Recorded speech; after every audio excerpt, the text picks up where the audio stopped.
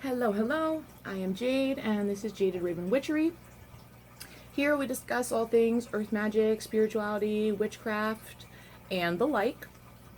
Today I'm going to be talking about a specific deck called the Liminal Spirits Oracle by Tempest Zakroff. And they are Witch's Spirit cards. Very, very beautiful, stunning deck. You get the box.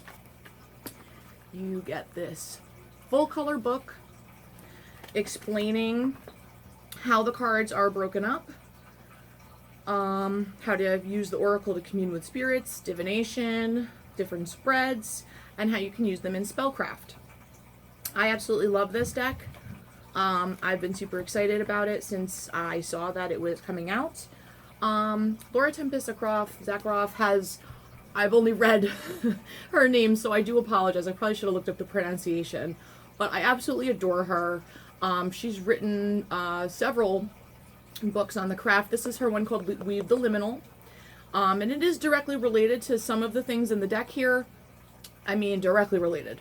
So this is a liminal spirit oracle, and she writes about the liminal here, and it's really good. She's got some really good ideas, and I just love the way she writes and the way she's educating people, and her ideas are just phenomenal. I really do enjoy her work. So, you don't necessarily need the book to work with the oracle at all. She still does explain the oracle in here and how to use them, and I think you'll understand. It's not very complex to understand. They're very, very simple and basic. That's kind of the point of, like, they're basic and massive at the same time. And I'll show you what I mean. Hold on just a moment. I'm going to explain how these are broken up, and I'm going to show you the cards. So, she's broken them up into a couple different sections. So the first one is in a section by itself, and it is called the Gateway. First of all, let me show you the backs of these. Very, very beautiful, colorful, fibery. Really like it. And then here is Gateway. It is like a Celtic tree of life labyrinth pattern with an eye in the center. Love this. This is like new pathways, new experiences, new energies, the start of something new, or seeing a new potential, which I really love. But yeah, I'm not going to go into over explaining to every card too much. I just want to kind of show you how they're broken up so you know what to expect. The next 5 cards are the rites, R-I-T-E-S. She does explain this concept in the book, and I love it because she's put it into the cards here. Again, you don't need the book. She does explain it here in this book that comes with the deck. So they are the rites, R-I-T-E-S, that stands for roots. Okay, there are roots. That's the roots card. Inspiration is the eye. And there is the card for inspiration, the cauldron, right? Time for T. There is a beautiful symbol of time, the moon phases. E is for environment. And there's environment. And then S is for star. All right, and the rites, R-I-T-E-S, that she has come up with here, it kind of, each of these different aspects are things that will play into our spellcrafting, our divination, right? Our roots, inspiration, time, environment. And the star is for what? Hopes, dreams, aspirations, our internal guiding compass, right? So I really, really love that. So then the next little section, so we have the gateway, the rites, and then we have places. And for the places, she has ocean, then forest, and these are just, they're so beautiful in their simplicity, and it allows so much to come through in these cards when you're reading. Desert, cave,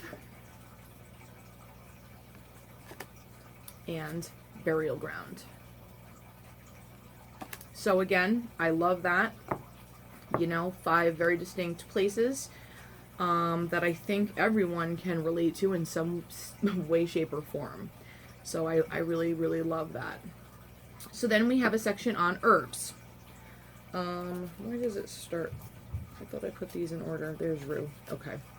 So that starts with rue. These are not in order. Hold on. Mugwort. Oh, I'm sorry. Trees. I totally skipped trees. That's why they weren't in order. Alright, so the places and then trees. Trees are oak, cedar, oops, walnut, birch, and ash. And I love this so much because these trees were sacred. They're sacred to modern Wicca, witchcraft. Were sacred to the Celtic Druids. These types of trees were sacred to in Norse mythology, right? So I think that this is really important that she has included 5 very, very strong trees here. Clearly she could not include all of them, but for 5, this is pretty darn good. So I love that. Now we're on to the herbs. And we have rue, mugwort, belladonna, mandrake, and monk's hood. I really like, the herbs she did include. It is really, these are 5 pretty substantially used and mentioned herbs throughout any type of earth magic, witchcraft, whatever you want to call it, okay? So, I love that. Very, very nice. I love the art on these. I love everything about these. I hope she'll never ever in a million years see this video, but if anybody does know her or anything, oh my gosh, please, please beg her to make more decks that's like the same size that we can just blend right in, because this deck could be 4 times as big and I would be like, yeah, I'm gonna use them all, and like hurting my wrist to shuffle a giant deck, because I love this so much, and there's so many more she could include. This is really cool. Alright, so then we have scale, slither, and swim, and that includes snake, toad, salamander, fish,